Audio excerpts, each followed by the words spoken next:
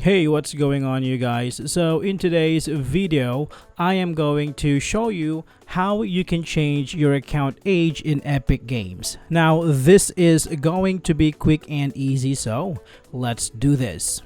So first, go ahead and open up your Epic Games launcher and click on your account icon on the upper right corner and click on account. So after that, you are going to be redirected to your online Epic Games account settings. Now in this page, there are several items on the left panel. So you have email preferences, transactions, Epic rewards, and all other stuff. So what you need to do is go to parental controls and enter your PIN.